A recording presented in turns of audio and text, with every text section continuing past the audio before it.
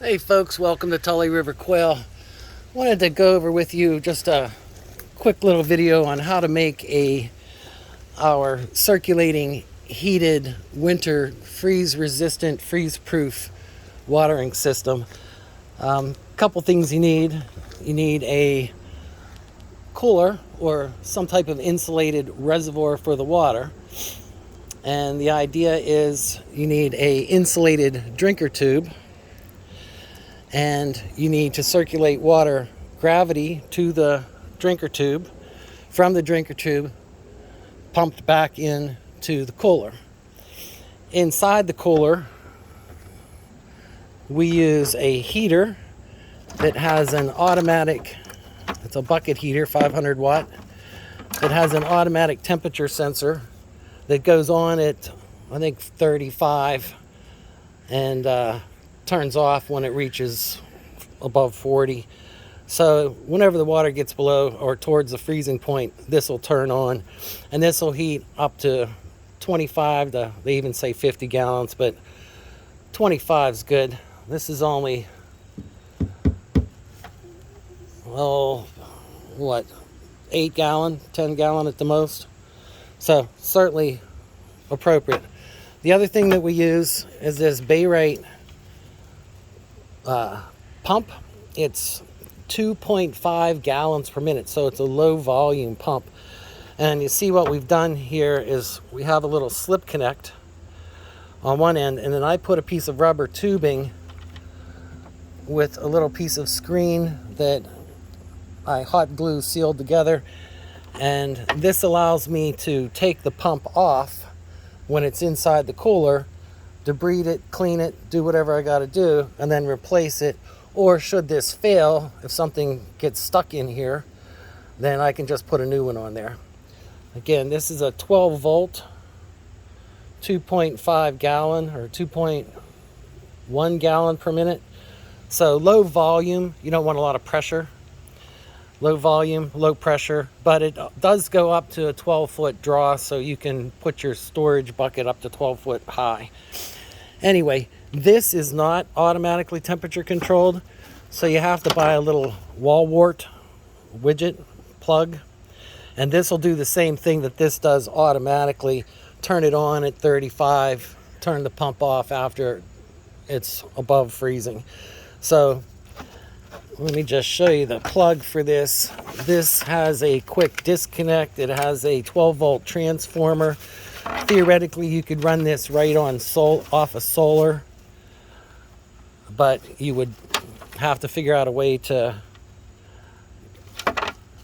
you would only be able to run this directly. There wouldn't be a temperature regulator unless you use the 12 volt plug. Anyway, this comes on and off, so you have a way to disconnect it, take it out if you need to, and clean it. Anyway, we store this, take this out of our water reservoir during the summertime and put it back in. That way we keep it as clean as possible. We treat it as far as a little silicone lube and take off any calcium buildups and kind of keep it ready. Then we store this with the rest of our other pumps for our various things for the winter time. All right, let me just go show you this here real quick. So 3 holes you have to drill inside your bucket. It could be a bucket, it could be a cooler. Since it's going to be outside and you're worried about doing this for winter time, we suggest using a used cooler. All right, so you're going to have an out, preferably one with a stopcock or a spigot, so you can shut the water flow off. That's going to go down to your drinker tube that's on the cage, and I'll tell you about these drinker tubes here in a second. Then from the end of the drinker tube, it's going to go back and get pushed back into the return here. All right, so you're going to create a continuous flow of a loop through warmed water inside here. The third thing you have to do is provide access and a vent for your electrical wires and a way for air to get in, because if this is closed and these are sealed you're going to create a vacuum, and it's going to not be able to do the job. The water is going to be, it's going to suck down, and you're not going to have a good deal.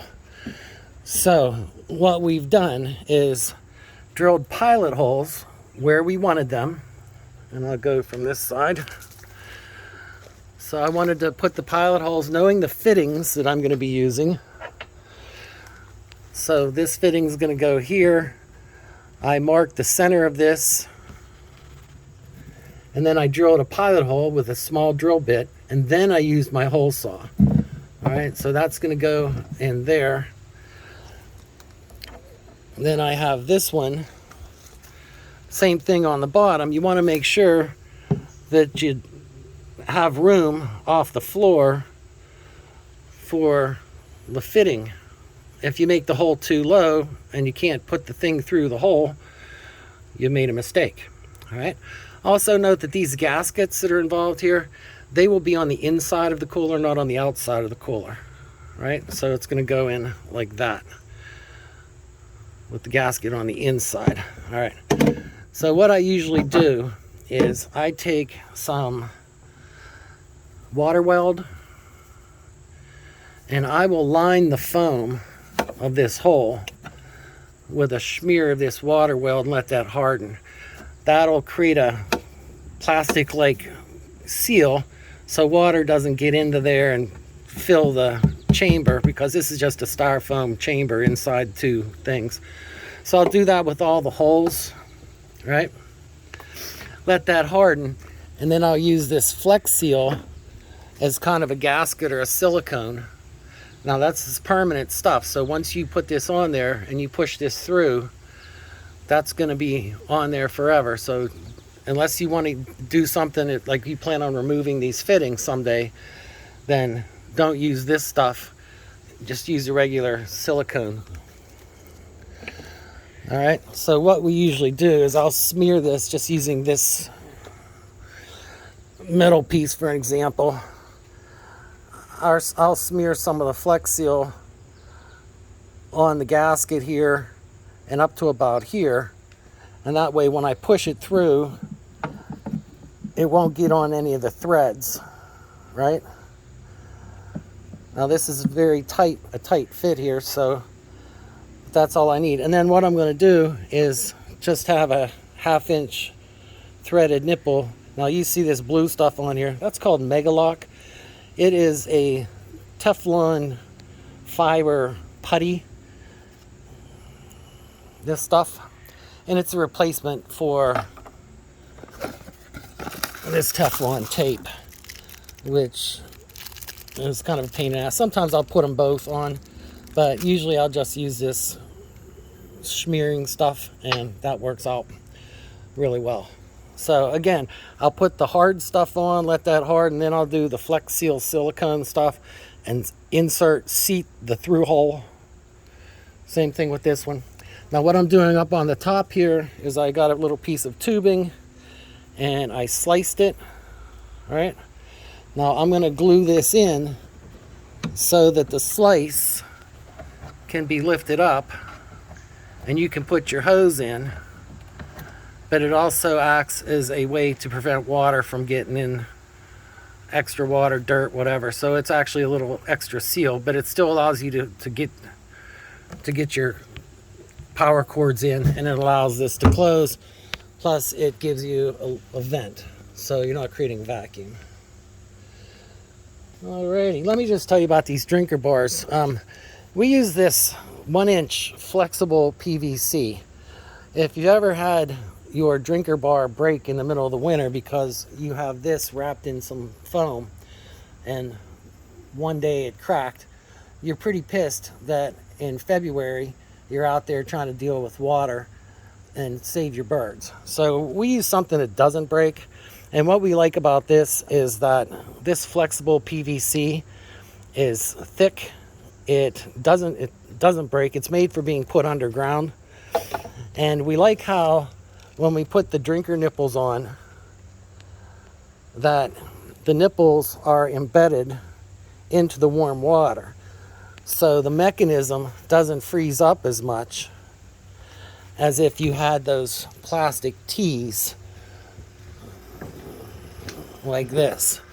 So this is where you're going to have your problem with the water or the winter freezing up. So if that plunger mechanism is embedded in the warm water as opposed to out here on a little gooseneck, it saves you some issues. Alrighty, so that's about it for making this reciprocal or this circulating pump. And then what we do is, here's the spigot. You can buy this on Amazon. Some of them come with the through hole. What did I do with it? Oh, there she is. Some of them come with this through hole and the spigot. 20 bucks, whatever, 15 bucks. And it has a 1/2 inch inside thread. Now again, I can use this Mega Lock to thread this on here. And then I'll put a nipple like this on here. And I'll also put this nipple 1/2 inch threaded up here.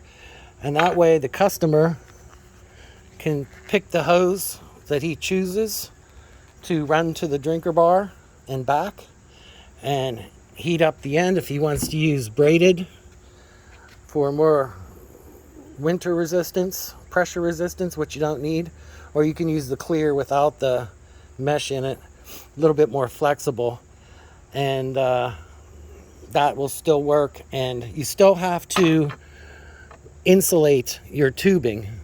So don't think just because you have the insulated drinker bar and the insulated water that you can just run this bare tubing in the middle of the winter on a windy sub-zero day. You're going to freeze regardless of what's happening. That's just the laws of nature. So anyway, this is called a flexible landscape coupling. And like I said, this is a 1-inch one. We like the 1-inch because it allows us to put our drinker nipples right inside here. We basically just take a step drill, something like this, but not this exact one, and we mark what size we need to go to for the 3/8 inch. We drill the hole, mark them where we want to with a little magic marker, mark them where they fit into the cage, behind the cage. I have a couple baby bob whites in here that had some leg issues. I'm just keeping them as shop buddies.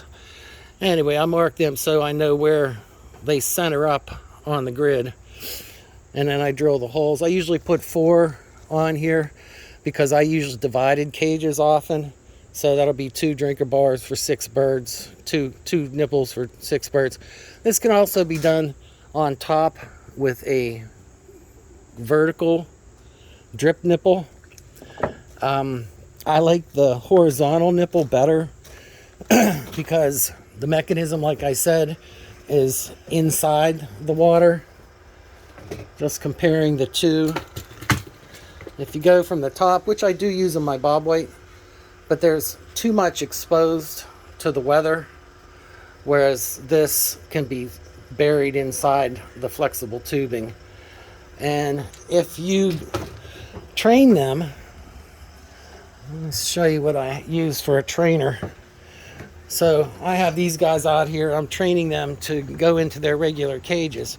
So what I'll do is I make a little thing out of a fruit container, and I don't know if I can get this off, but you can see I have a vent, a hole up in the top here, right? So the water can drain in here. But then this gives them something to practice on, and I'll go in with my finger a couple times a day and push the water so this is wet. And once you can see it doesn't take much for them to get water out of there. And once they learn on this, then I can know that they're going to be okay once I move them to the cage. Now I'll do the same thing once I have them and I move them into their cage system, like these layer cages that I have set up. I'll take one of these little plastic or fiberglass bars, and I'll go down for 3 or 4 days and poke through the back of the cage from the cage front and make it water, right?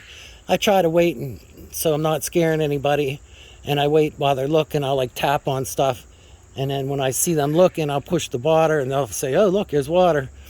And then in those 3 days while I'm doing that training, I will also give them slices of cucumber that I'll put inside the cage, and that allows them to stay hydrated, but doesn't give them easy access to water. They won't die, but they'll find that drinking out of the drinker tubes a lot better than trying to eat the cucumber all the time. So anyway, that's it for Tully River Quail. Hope you're having a great day. Stay tuned. I'm going to do a video about histoplasmosis.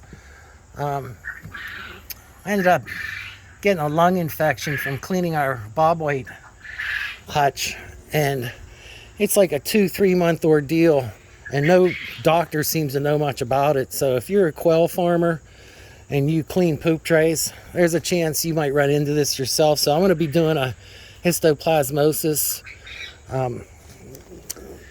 video, basically diseases that humans get from quail. And it's basically a fungal lung infection that screws you up for about 2-3 weeks. You get a fever and you get a rash. You feel like crap, can't get out of bed, and you still have to do your quail work. So anyway, as soon as you recognize it, it's better.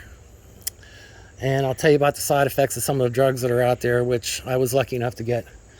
And also let you know that we'll be launching USQuail.com here in the near future, which will be a directory for the people, the members that sign up for their quail business. And it'll be a great resource. You'll be able to buy equipment on there for discounted prices. You'll actually be able to buy equipment for wholesale pricing, such as this quail plucker, and resell it on your own website or through the US Quail site.